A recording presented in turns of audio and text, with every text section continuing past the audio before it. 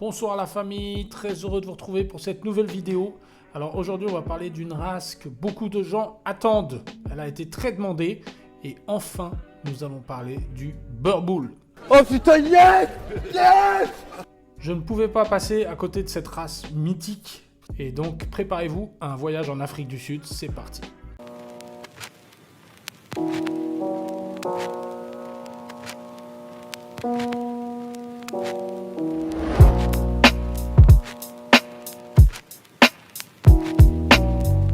Tout commence dans les années 1600 avec l'arrivée d'une colonie hollandaise qui va s'installer au Cap de Bonne-Espérance. En 1652, Jan van Riebeeck vient pour travailler pour l'entreprise de thé au Cap de Bonne-Espérance. Et il a remporté avec lui un Boelenbeißer. Littéralement, ça veut dire mordeur de taureau. C'était un molosse très apprécié à l'époque, mais qui a disparu depuis. Il va faire une très forte impression et donc il va être utilisé, être croisé avec des molosses locaux et des mastifs locaux. Dans les années 1800, c'est l'Empire britannique qui va prendre le contrôle du sud de l'Afrique. Et là, ils vont imposer des choses très lourdes aux anciennes colonies, donc les colonies hollandaises. Il va y avoir par exemple les règles comme quoi ils ne peuvent plus parler hollandais, il va y avoir des taxes qui vont les viser eux particulièrement. Et donc par rapport à ça, il va y avoir une réaction, ça va s'appeler le Grand Trek. Donc ces fermiers, en 1838, vont décider de partir et de chercher de nouveaux territoires dans le nord, un peu plus au nord de l'Afrique du Sud, pour s'installer, pour trouver du travail et pour avoir une vie un peu plus libre. Et pendant ce grand trek, bien évidemment, ils vont prendre leurs chiens avec eux. Et donc ça va participer à l'expansion sur un plus grand territoire en Afrique du Sud de toutes ces races de chiens. Et puis en 1920, De Beers va importer des boules mastifs. À l'époque, il avait importé ces boules mastifs pour surveiller les mines de diamants. Alors ça va vraiment être déterminant pour la création du Boerboel parce que le bull mastif va apporter beaucoup au Boerboel. On peut voir ça par exemple à la largeur du crâne. Quand on compare la largeur du crâne au bull mastif, on peut très clairement la retrouver chez le Boerboel. Une autre caractéristique que le Boerboel a hérité du bull mastif, c'est la couleur. Parce que toutes les couleurs du standard aujourd'hui qu'on retrouve chez le Boerboel sont les couleurs du bull mastif aussi. Le bull mastif, c'est 60% de mastif et 40% de bulldog. Cependant, clairement chez le Boerboel, on va voir plus de bulldog.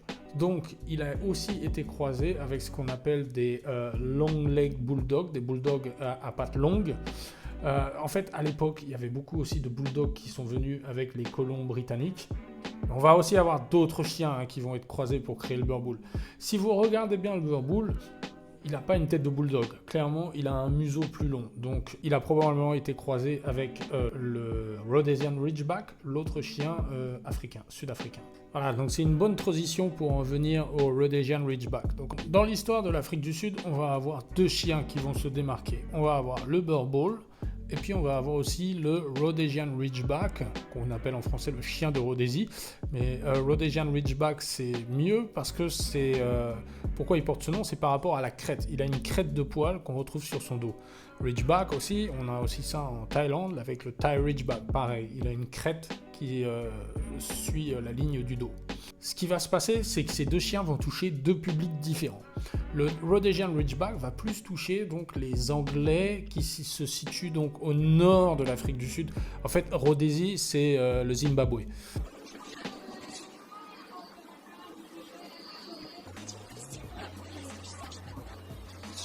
Donc c'est plutôt les gens qui sont au nord de l'Afrique du Sud et au Zimbabwe qui vont s'intéresser à cette race et qui vont être, qui vont avoir une approche beaucoup plus aristocratique, c'est-à-dire qu'ils vont vraiment s'intéresser aux standards. Donc voilà, on va plus, souvent c'est caricaturé, on a plus des gens, des Anglais en train de boire le thé et parler de chiens, c'est plus ce style de public. Le Boerboel, lui, c'est autre chose. Lui, on est plus sur les fermiers. Parce que c'est un excellent chien de travail, c'est un chien extrêmement rustique. Et alors là, c'est super intéressant parce qu'en fait, on va voir qu'ils n'ont pas du tout, c'est des fermiers, ils travaillent, ils n'ont pas le temps, ils se sont pas du tout intéressés à la sélection et aux standards. Mais en fait, ce qui s'est passé justement, c'est qu'il y a eu une sorte de sélection naturelle. Parce que l'Afrique du Sud, c'est pas un pays facile, surtout à l'époque. Donc c'était un pays très dur, voilà, la vie n'était pas facile, il y avait beaucoup de prédateurs, le climat est difficile. Le paysage est escarpé, donc voilà, donc il fallait des chiens solides Et puis voilà, par la sélection naturelle, en fin de compte, on s'est retrouvé avec des chiens extrêmement solides. Et puis dans les années 80, Lucas van der Merwe of Kroonstad et Janne Bauer of Bedford ont décidé de parcourir le pays à la recherche des plus beaux spécimens de ce chien, donc de cette race naissante qui est le Boer Bull. Et ils vont sélectionner 72 chiens qu'ils estiment représenter le mieux le standard de cette nouvelle race. Et en 1983 va être créée la SABBA, la South African Boer Bull Breeders Association.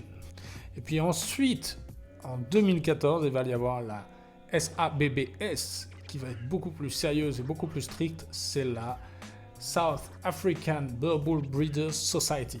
Et alors eux, rien ne sort sans eux, rien n'obtient les papiers sans leur approbation. C'est vraiment la société qui surveille le standard du Boer Bull en Afrique du Sud. L'Afrique du Sud va s'ouvrir, les chiens, donc les gens vont voyager, les chiens vont être remarqués. Et puis donc les chiens vont commencer à faire, ces chiens, le Boer Bull va commencer à faire son apparition dans les pays, aux États-Unis, en Europe, et il va faire une grande impression. Donc le chien, donc faut le dire quand même, le Boer Bull dans les années 2000, c'était un peu un chien mythique. Beaucoup de gens en parlaient, on disait que c'était le chien qui se bat avec des lions, qui peut tuer des lions. Alors clairement, c'est un chien qui ne rencontre jamais de lions. Les lions, ils sont dans le parc national de Kruger, dans le nord-est de l'Afrique du Sud. Les Boer Bull et les lions ne se rencontrent jamais, donc ça c'est du mytho. Mais il va quand même falloir attendre 2015, vous vous rendez compte, c'était seulement il y a 9 ans, 2015 pour que l'AKC reconnaisse cette race. Comme d'habitude, un petit peu après, l'UKC va suivre. Un an après, l'UKC va reconnaître cette race aussi. Et intéressant aussi, le Boer Bull n'est toujours pas reconnu par la FCI, la Fédération Cynologique Internationale. Bon alors, on en est où aujourd'hui ? Concrètement, donc l'AKC reconnaît ce chien, donc l'AKC aux États-Unis, reconnaît ce chien comme une race. L'UKC, pareil aux États-Unis, reconnaît ce chien comme une race. Donc on a maintenant l'Afrique du Sud avec la SABBA qui surveille tout et qui bloque tout pour être sûr que les pédigrés sont bien respectés. Et puis après, une fois que les chiens sont importés, on a quand même un développement assez intéressant qui se passe actuellement aux États-Unis. Alors maintenant qu'on a parlé de l'histoire, je vais vous décrire un peu ce chien. Donc Boer Bull, déjà, qu'est-ce que ça veut dire ? Alors déjà, Boer Bull, c'est de l'Afrikaans. C'est une langue qui est parlée en Afrique du Sud. Une langue très fortement inspirée du hollandais. Même ma prononciation du mot Afrikaan n'est pas correcte. Mais heureusement, j'ai fait appel à mon ami François, qui est un peu le GMK sud-africain, vous allez voir ça tout de suite. T'es un fils de merde! Et donc il va m'aider à corriger ma prononciation. Alors François, comment on prononce le mot Afrikaans, c'est à toi? Afrikaans. Ok, merci. Et qu'est-ce qu'il en est du mot Boer Bull? Boer Bull. Boer Bull. Ok. Merci, comme quoi il faut toujours avoir un ami sud-africain. Boer Bull, qui veut dire, alors Boer ça veut dire fermier et Bull ça veut dire chien. Donc tout simplement, voilà, il tire son nom, c'est le chien de fermier, donc ça colle avec l'histoire du chien dont on parlait tout à l'heure. Tout va bien, pour l'instant, c'est logique. Physiquement, comment est le Boer Bull ? Déjà, c'est un chien impressionnant, c'est très impressionnant, c'est extrêmement massif, c'est plus massif que tous les chiens que je connais, sérieusement. Ça a le poitrail d'un bulldog, c'est encore plus large, j'ai l'impression qu'un bulldog, un American Bulldog Johnson. C'est extrêmement musclé, ça a des cuisses à l'arrière extrêmement musclées, enfin tout est musclé, voilà. Au niveau du faciès, alors c'est intéressant parce que donc comme je vous le disais, il a un peu un faciès de mastif, mais il a un museau un peu plus long. Il a un beau port de cou, c'est un chien extrêmement puissant. La queue souvent est coupée à 10 cm on va dire, un peu comme le Canet Corso. Pour les couleurs, on a marron, quand je dis marron ça peut aller du rouge au beige clair, on a bringé, on a pie, ça veut dire avec des patchs de couleur blanc et d'autres couleurs que j'ai citées précédemment, et puis on a irlandais ça veut dire qui peut être pareil d'une couleur que j'ai citée précédemment, mais avec le poitrail blanc, ça peut aller aussi jusque sur les pattes en blanc. Alors il y a une controverse par rapport au Boer Bull noir, donc alors je sais, c'est magnifique. Mais donc en fait a priori ça aurait été créé donc pour justement pour l'appât du gain, c'est-à-dire que les Américains, quand la race a commencé à être connue aux États-Unis, étaient très attirés par cette couleur qui était très rare, donc des Boer Bull noirs, c'était vraiment très recherché. Donc ils ont payé le prix pour ça, mais a priori, pour avoir cette couleur, ça a été un mix de Labrador, ou peut-être Mastiff napolitain aussi. Donc en tout cas, ce n'est pas reconnu par l'AKC, ce n'est pas reconnu par l'UKC et c'est encore moins reconnu par les associations africaines. Dans une vidéo précédente, j'ai parlé de Chad Mayo. Chad Mayo, lui, c'est lui qui a fait le projet, le Pressa Mayo. Donc si vous n'avez pas vu la vidéo, je vous conseille d'aller regarder. Donc lui, ça m'a marqué parce que dans une interview, justement, il parlait du Boer Bull. Et il disait que donc, dans sa recherche pour son projet, ce qu'il fait, c'est qu'il va voir beaucoup d'éleveurs. Il va toujours voir des éleveurs parce qu'il cherche des nouveaux chiens pour sa sélection. Et un jour, il a été invité par une personne à aller voir son élevage de Boer Bull.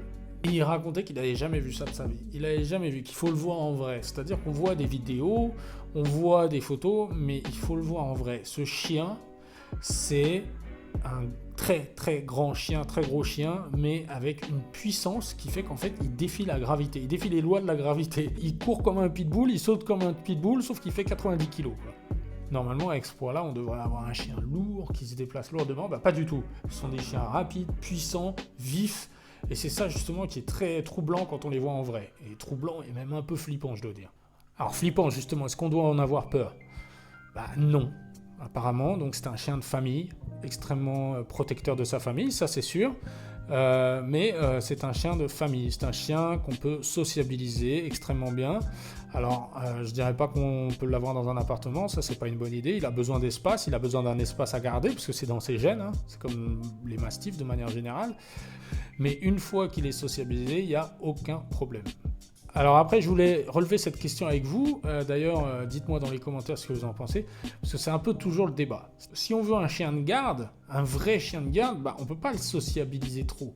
Parce que si on le sociabilise trop, il va accueillir tout le monde comme si c'était son meilleur ami. Et donc dans ce cas-là, la garde n'est pas bonne.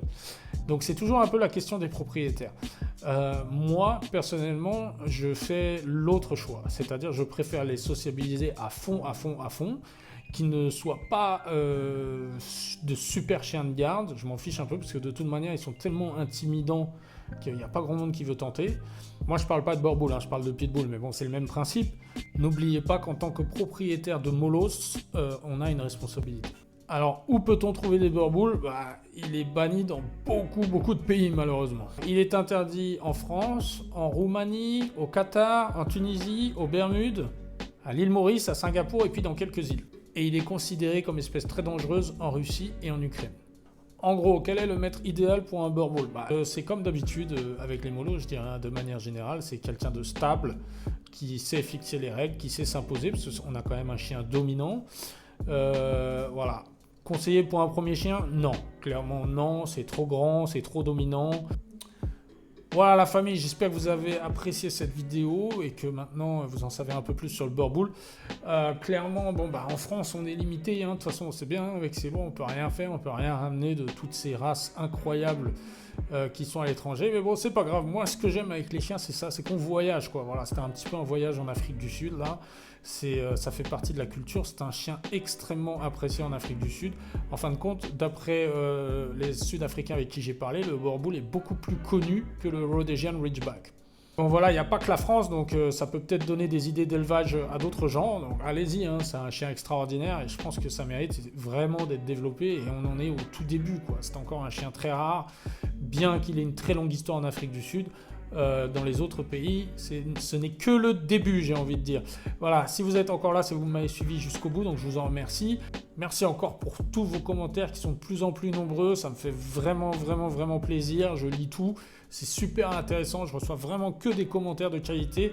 Donc continuez, likez, commentez, abonnez-vous et je vous dis à bientôt pour une prochaine vidéo. Ciao.